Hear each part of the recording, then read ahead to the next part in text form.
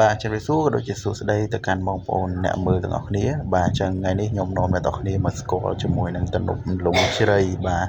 ដែលស្ថិតនៅក្នុងស្រុករបស់ខ្ញុំផ្ទាល់តែម្ដងបាទទំនប់លងជ្រៃនេះគឺស្ថិតនៅក្នុងបាទទីរួមស្រុកបាទថ្ពងបាទស្ថិតនៅក្នុងខេត្តកំពង់ស្ពឺរបស់យើងនឹងតែម្ដងហើយថ្ងៃនេះក៏មានការរីករាយខ្លាំងដែរដោយសារបាននាំកូនក៏ដូចជាម៉ែបាទបងបាទធ្វើដំណើរកាត់នេះហើយក៏ឈប់បាទលេងតិចទៅបាទហ្នឹងហើយអញ្ចឹងសម្រាប់បងប្អូនដែលបានមើលវីដេអូនេះកុំភ្លេចជួយ Subscribe Channel របស់ខ្ញុំម្នាក់មួយផងបាទដើម្បីទទួលបានវីដេអូថ្មីៗទាក់ទងទៅនឹងជីវភាពក៏ដូចជាបាទទេសភាពនិងការរស់នៅផ្សេងៗរបស់ប្រជាពលរដ្ឋយើងបាទអញ្ចឹងសម្រាប់ទំនប់យើងថ្ងៃនេះបាទថ្ងៃក៏រះល្អប្រសើរដែរបាទហើយក៏មានបងប្អូនយើងអ្នកនេសាទនៅដំណប់នេះបាទជីកទូកកាត់ផងដែរអញ្ចឹងក៏ឆ្លៀតថតតិចទៅតែដោយសារការថតរបស់ខ្ញុំរៀងបាទញ៉ៃតិចហើយដោយសារតែគុណភាពនៃការថតហ្នឹងយើងប្រើប្រាស់ជាមួយនឹងទូរស័ព្ទ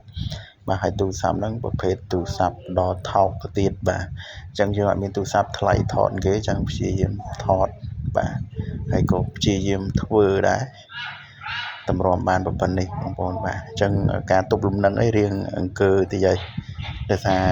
យើងធ្វើដំណើររៀងហត់ញ័រដៃក្លៀនបាយផងចឹងថតទៅមិនសូវបានជាច្បាស់អីប្រហែលទេបាទតែចេះតែព្យាយាមមើលទៅណាបងប្អូនបាទហ្នឹងហើយអញ្ចឹងព្យាយាមមើលព្យាយាមអីទៅពេលលោកខ្ញុំមានលទ្ធភាពទៅខ្ញុំនឹងទិញទូរស័ព្ទល្អៗដូចគេប្រើដែរបាទអាច17 Pro Max បាទ Color Orange អីចឹងទៅបាទ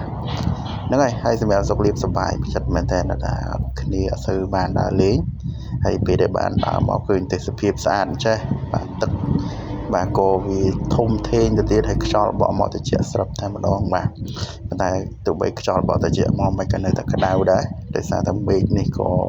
បញ្ចេញពន្លឺមកខ្លាំងមែនតើបាទហើយនេះបងប្រុសរបស់ខ្ញុំបាទកំពុងតែ selfie ម្នាក់ឯងហើយបាទហើយទឹកយើងឯនេះក៏រៀងមិនស្អាតដែរដោយសារល្អបាទហើយកន្លែងនេះគឺដែលខ្ញុំកំពុងឈរថតនេះជាទូទៅនៅរដូវអុំទូកអីបាទគេអាចនឹងធ្វើពិធីបុណ្យអុំទូកនៅនេះអីចឹងទៅតែនេះដោយសារតែការដែលខ្ញុំថតនេះគឺខ្ញុំថតមុនអុំទូកបាទប៉ុន្តែទើបតែបានផុសចេញជាវីដេអូទៅដោយសារតែខាងខ្ញុំវាសេវាពិបាកក្នុងការផុសខ្លាំងមែនតើបងប្អូនបាទតែមិនធ្វើទេទោះបីពិបាកយ៉ាងណាក៏ព្យាយាមផុសឲ្យបងប្អូនមើលដែរបាទអញ្ចឹងសង្ឃឹមថាបងប្អូនបាទតែតែងតែតាមដាននៅក្នុង Channel របស់ខ្ញុំបាទ